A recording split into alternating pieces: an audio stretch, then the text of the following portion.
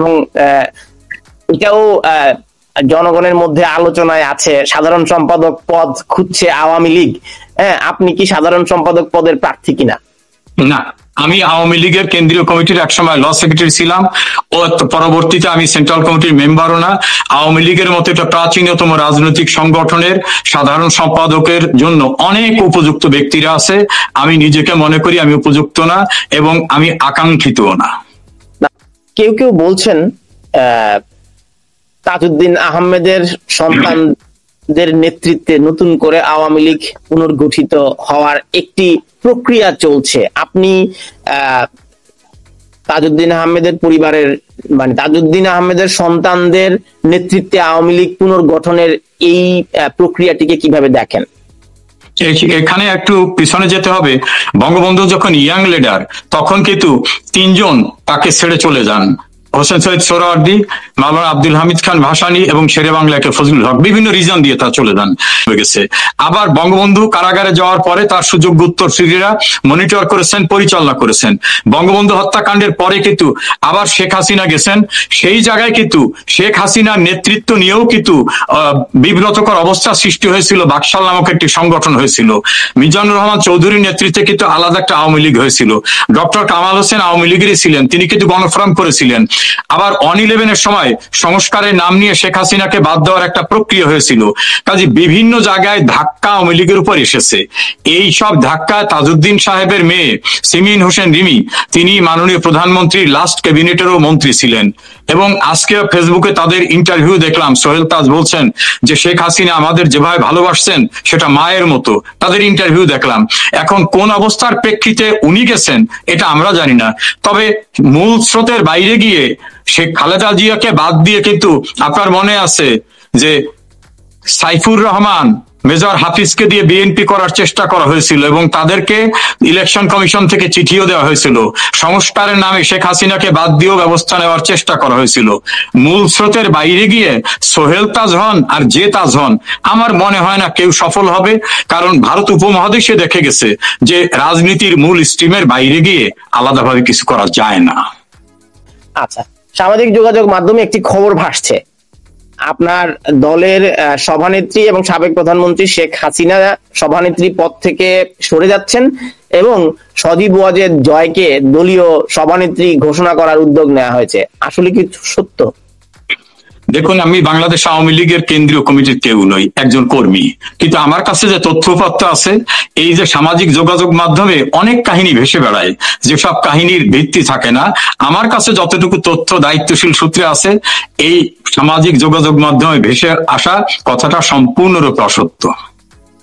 আমরা জানতে পেরেছি যে দলীয় সভানেত্রী কাউকে কাউকে ফোন করছেন এবং অনেক দলের শীর্ষ নেতাদের আর ফোন টোন করছেন না।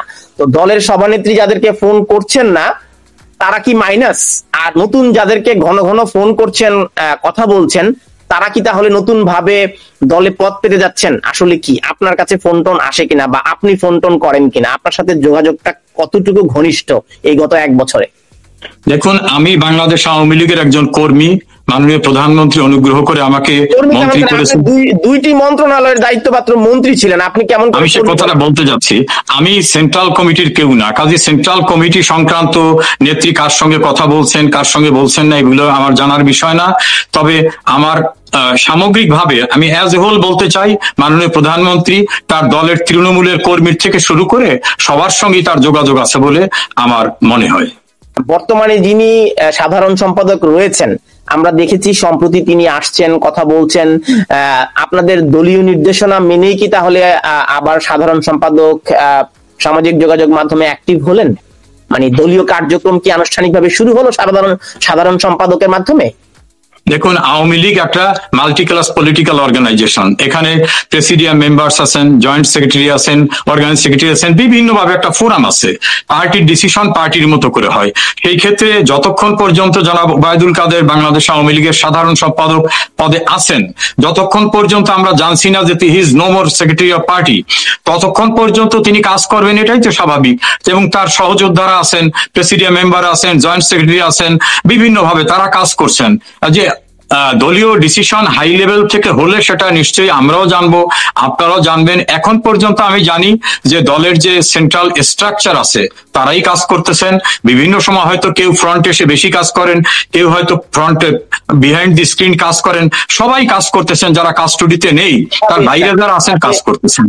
কিভাবে কাজ করছে? আপনি লন্ডনে, ওবায়দুল কাদের সাহেব অন্য একটি দেশে, আপনার দলীয় সভানেত্রী হচ্ছেন ভারতে, দলের শীর্ষ নেতাদের কেউ কেউ লন্ডনে, কেউ আমেরিকায়, কেউ ইউরোপে, কেউ দুবাই, কেউ মালয়েশিয়া, এইভাবে ছড়িয়ে ছিটিয়ে আছে। তাহলে আওয়ামী লীগ কি এখন একটা ভার্চুয়াল সংগঠনে বা গ্লোবাল সংগঠনে রূপ নিল কিনা? কিভাবে আপনাদের দলের কার্যক্রম চালাচ্ছেন আপনারা? দেখুন, খুবই গুরুত্বপূর্ণ প্রশ্ন করেছেন। আওয়ামী লীগের 110 জন এমপি জেলখানায় আছেন, 38 জন মন্ত্রী, উপমন্ত্রী, প্রতিমন্ত্রী, মন্ত্রী পদমর্যাদার ব্যক্তিরা কাস্টডিতে আছেন। দৈনিক সমকালের রিপোর্ট অনুযায়ী 3,59,000 কে গ্রেপ্তার করা হয়েছে, অধিকাংশ আওয়ামী লীগের। এবং রাস্তাঘাটে যাকে যেখানে পাচ্ছে মবের হাতে তাদের মৃত্যুবরণ করতে হচ্ছে, এমন ঘটনা আছে। তো এই জাতীয় মবের ভিতরে পড়ে আপনি কি চান যে আমরা বাংলাদেশে এখন যে একটা যুদ্ধাংদেহী মব সংস্কৃতি, উচ্ছৃঙ্খলতা, আমরা বাংলাদেশের ভিতর থেকে আমরা মৃত্যু মুখে পতিত হই? অথবা খায়রুল হকের মতো বা যেমন রাশেদ খান মেনন, যার বয়স এখন 87-88 বছর, তাদের হ্যান্ডকাপ দিয়ে নেওয়া হচ্ছে। আনিসুল হক, যার বয়স 70 বছর ঊর্ধ্বে, কোর্টের ভিতর তাকে ফিজিক্যালি অ্যাসল্ট করা হচ্ছে। হাসানুল্লাহ কিনুকে মারা হচ্ছে। অ্যাপিলেট ডিভিশনে রিটায়ার্ড জাজ শামসুদ্দিন চৌধুরীকে এমন ভাবে মারছেন যে তার সার্জিক্যাল ট্রিটমেন্ট করতে হচ্ছে। এই ভয়ঙ্কর পরিস্থিতিতে দেশে থেকে তো সবকিছু করা সবার পক্ষে সম্ভব না। তবে আমাদের অনেক নেতা, অনেক বিভিন্ন, আমাদের 64টা জেলা ছাড়াও আমাদের 73টা রাজনৈতিক জেলা আছে, প্রতিটি উপজেলা কমিটি আছে, সবাই বাইরে আসে নাই, তারা কাজ করতেছে। এই দুঃসময়ে যেভাবে কর্মীদের সঙ্গে যোগাযোগ রাখতে হয়, তাদের সংঘবদ্ধ করতে হয়, মানুষকে ক্যাম্পিং করতে হয়, কনভিন্স করতে হয়, আমাদের ডেভেলপমেন্ট কথা শোনাতে হয়, সেভাবে আমাদের কাজ কিন্তু চলছে।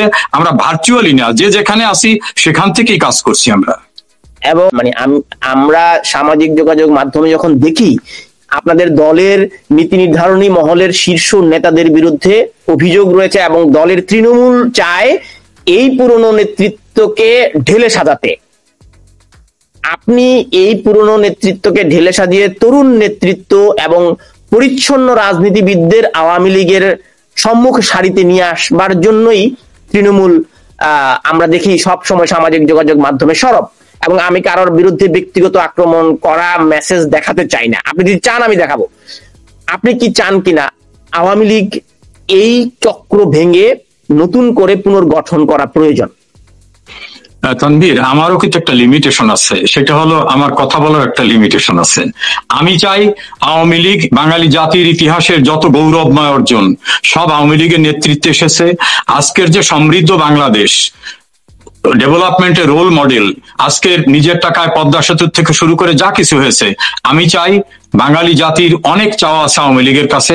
আবার আওয়ামী লীগ কাদের দ্বারা ঘুরে দাঁড়াতে পারবে সেই ডিসিশন আওয়ামী লীগের প্রাণ যিনি মাননীয় প্রধানমন্ত্রী শেখ হাসিনা সহ তার যারা সহকর্মী আছেন তারা ডিসাইড করবেন এই বিষয়ে কাকে বাদ দেবেন, কাকে রাখবেন। তবে অবশ্যই চাই আওয়ামী লীগ যেন আরো শক্তিশালী হয়ে মানুষের আকাঙ্ক্ষা পূরণের যে প্ল্যাটফর্ম সেই হিসাবে যেন কাজ করতে পারে, সেটা আমিও চাই। আপনি এমন কোনো কিছু বলতে চান কিনা আজকের এই অনুষ্ঠানের মাধ্যমে যেটি আপনি 5ই আগস্ট জুলাইয়ের পর আপনার অনুভব হয়েছে, আপনার নির্বাচনী এলাকার মানুষের কাছে আপনি কোনো কিছুর জন্য ক্ষমা চান কিনা? বা জুলাই চলছে, জুলাই অগাস্ট আন্দোলনে আপনাদের কোনো রাজনৈতিক ভুল সিদ্ধান্ত ছিল কিনা, যেই সিদ্ধান্তটি না নিলে হয়তো দৃশ্যপট ভিন্ন রকম হলেও হতে পারত? দেখুন, সরকার পরিচালনা করছেন যারা, এরা কেউ অ্যাঞ্জেলস না, এরা মানুষ। আমি যখন তাদের কাউকে কাউকে বলছি যে আগে এটা নিরসন করলেন না কেন, তারা বলছে যে আপনি তো একজন লয়ার, যখন মামলা কোর্টে আছে তখন আমরা ডিসিশন দেবো কিভাবে? আমরা কি কোর্টকে বলবো এই তুমি এই ডিসিশন দিও না, ওই ডিসিশন দাও? কোর্টে মামলা ছিল, কাজে সেখানে আমাদের পক্ষ থেকে লিখিত জবাবেও বলা হয়েছে যে ছাত্রদের যে দাবি, ওই দাবি আমরা 18 সনে মানছি, আমরা ওই দাবির পক্ষে। অ্যাটর্নি জেনারেল থেকে শুরু করে তারা এটা বলছেন। ফলে জুডিশিয়ারিতে বিচারাধীন সাব জুডিস ম্যাটার যেটা, সেটা আমাদের কিছু করার ছিল না। তারপর আমি মনে করি আরো টেকনিক্যালি বিষয়টাকে ডিল করা যেত কিনা। আমি তো কারো ভুল ধরার মতো লেভেলের মানুষ আমি না, তবে আমি মনে করি মানুষের আকাঙ্ক্ষাকে আরো গুরুত্ব দিতে হবে। ভুল ধরার বিষয় না, মানে একটা টিমে অনেকের পরামর্শ থাকে, একজন নেতা নিশ্চয়ই তার সভার পরামর্শগুলো বিবেচনায় নেন। এখন আপনি কোনো পরামর্শ দিয়েছিলেন কিনা আপনার সভানেত্রীকে যে মাননীয় সভানেত্রী আমরা এই বিষয়টি করতে পারি, বা আপনার সেই সুযোগটি ছিল কিনা, আপনার কথা বলার স্পেস ছিল কিনা? দেখুন, আমি সেন্ট্রাল কমিটির সদস্য না এবং লাস্ট ক্যাবিনেটের মন্ত্রীও ছিলাম না, কিন্তু আওয়ামী লীগের বিভিন্ন পর্যায় লেভেলের লোকজনদের সঙ্গে যখনই আমার যোগাযোগ হয়েছে, আমি ছাত্রদের আকাঙ্ক্ষাকে বোঝার জন্য তাদের বলেছি, তারাও আমাকে বলেছে যে আমরাই তো তাদের আকাঙ্ক্ষাকে পূরণ করেছি 18 সালে। এখন সুপ্রিম কোর্টকে তো আমরা ডাইরেক্ট অর্ডার দিতে পারি না তুমি কালকে এটা শেষ করে ফেলো, কাজে আমাদের জায়গা থেকে এটা ছিল না। কিন্তু ছাত্রদের মুভমেন্টকে আমার মনে হয় আরো টেকনিক্যালি তাদের মুভমেন্টটাকে ডিল করা যেতে পারতো। এটা আমি আমার জায়গা থেকে যে পর্যন্ত পৌঁছানো যায় সে পর্যন্ত পৌঁছেছি।